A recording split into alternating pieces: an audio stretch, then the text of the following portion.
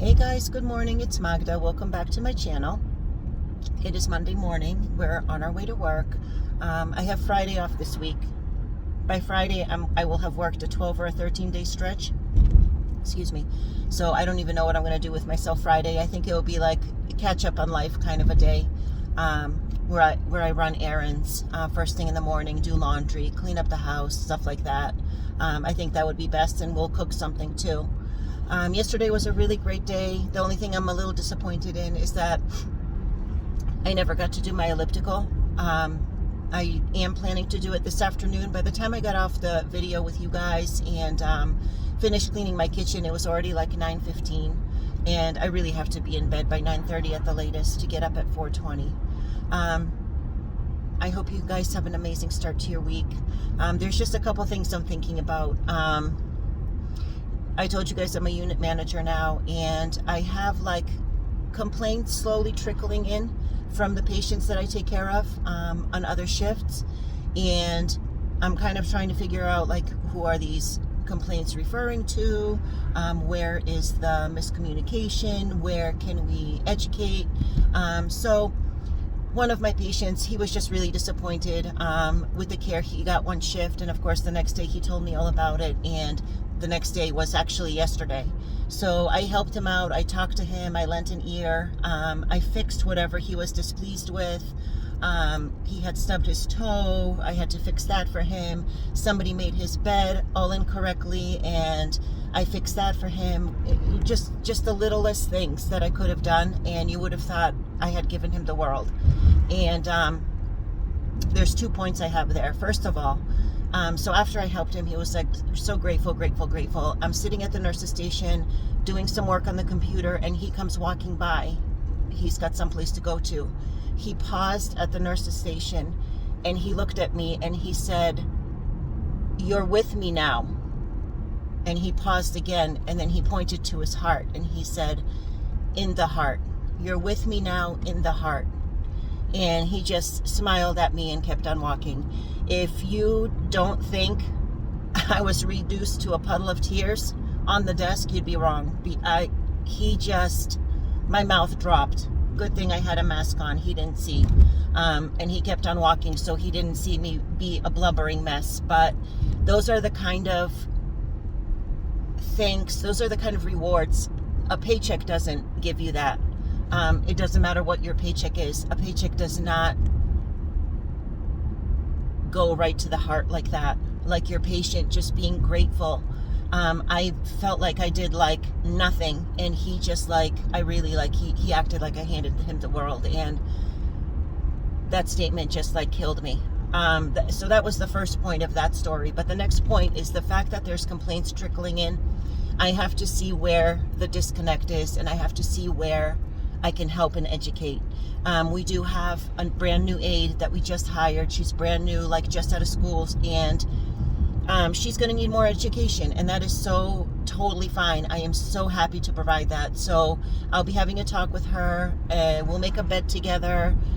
We have a Whirlpool tub that she doesn't know quite how to operate, and neither do I. I have to be educated on the Whirlpool as well. So after somebody shows me how to use it, I'll take her down and give her a lesson on how to use it.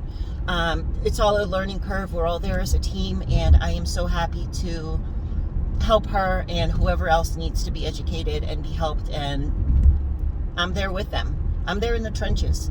But the second thing that I thought of this morning in the shower, like Dr. Dyer says, like you do your best thinking between 3 a.m. and 6 a.m. Your brain is most awake and alert. And I do notice that like early in the morning, like by 4:30 when I'm bebopping in the shower, I start to, my gears start to grind in my head. And the thing I'm thinking of is when I do this education with this aide, and also I have to talk to a nurse on 3 to 11. When I talk to these employees, my coworkers, I have to protect myself because I have identified at this job that there is a few snakes in the grass. What I mean by that is there's people like that everywhere. I just knew from day one who they were. And one of the people I have to talk to is one of those snakes. So I have to protect myself. And I'm thinking, like, how do I record the conversation? Because this has already happened, that I have spoken with this person, and this person went running to the director of nursing and completely said a completely different story. And I'm still like stewing over that. I haven't talked to my director about it, but I will at some point, because she has to know the rest of the story. A story got completely misrepresented. And the good thing about that is I wasn't the only one who was a part of that issue and a part of that story. So I have like people backing me up. But that's why I don't feel like I have to run to the DON, because there's other people that were with me and on my side and saying the same story, and this other person completely changed the story. So I haven't run to the DON yet, but I'm still stewing. But I don't want this to happen again, because it's the same person again. So I have to record the conversation. And I don't know, I have to think about that a little more, because I know obviously a recorded conversation doesn't hold up in the court of law. I'm not going to court. But is it illegal to record a conversation that you're having with a coworker at work? Is there some kind of ramifications against that? Because if I do the teaching to whatever the employee, whoever needs the teaching and needs to be educated, if they run to the DON and say that I was rude to them, or I misspoke, or I harassed them, or whatever they choose to say to the DON, I need to have backup of my conversation, of the interaction. So I don't know if there's some rules against that, against like recording a teaching moment of making a bed at work, for example, or recording a teaching moment of how to operate a whirlpool tub, just to have the backup in case I get reported for some stupidity that didn't happen. And I'm just like thinking this way. It's a paranoid way of thinking, but it's just happened in the past, so it's not really paranoia. It's just experience at this point. So I'm thinking about that. So before I do the teaching, I have to look into, I'm going to do some research. Is there anything wrong with recording a coworker? Usually what they say, like instead of recording somebody, you have a third person present. But what if both of those people I've been having trouble with, and both of them run to the DON? Where's my backup in that trio? If it was another person that I kind of had trust in, that third person, like as a mediator or whatever you call that third person, just as somebody to be there as a viewer, a listener. What if that person is also against me? I know it's sounding a little bit paranoid, but I just have had experiences. I've already had a few run-ins with a few of the people at my job, and I'm not going to let myself get in trouble like that again. So I'm thinking that over. It's kind of a weird situation, but the bottom line is I have employees and coworkers that just need some assistance in getting better at their job, and I have to provide that assistance and that education as a unit manager. And there's one more situation that I don't want to give too much energy to. I remembered accidentally, because I saw the date on the calendar, and I remembered what is happening today. And the only way I want to bring this up is it's just heavy on my heart, and I don't want to cry about it, but somebody from my past back in July put himself in a situation where now he's going to court today. And I got a letter saying that so-and-so is going to be in court. If I want to get in touch with the court to say anything about the situation, it obviously involved me. He did something, and then he texted about it, and then I had to do something about it. So now there's repercussions, and he's going to court today. So I just hope with all of my heart and soul that everything goes well, that there's no problems for him. I don't want ever any more problems for him in his life. We have such a history, and this thing that happened in July, I wish it hadn't happened. I'm very, very sad about it, and I'm sad at the fact that he is paying for his mistakes again. But I just want to say I hope everything goes well, and he's in and out of court and everything is fine, and there's just no repercussions aside from this court date. Just going to be putting positive vibes out there, and that's all I'm going to say. It's just heavy on my heart this morning.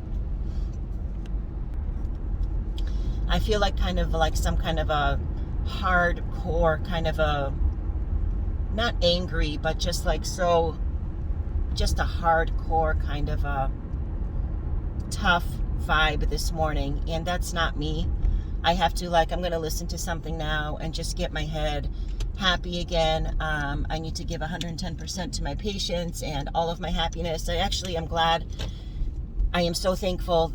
I've just been talking, and I actually appreciate you guys, because this actually is helping me just like put some of this baggage down for the day. And you're helping me just unload and get this off of my shoulders, and I appreciate you guys. Thank you for being there. Thank you for listening. Thank you for keeping me company.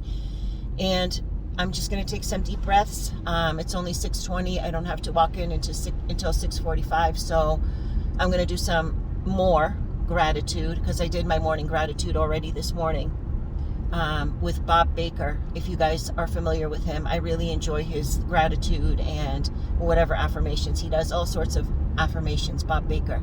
So I already did my morning gratitude with him, but I'm going to do some more stuff. I'm going to just get in a positive frame of mind, get a vibe of kindness and patience and love into my heart.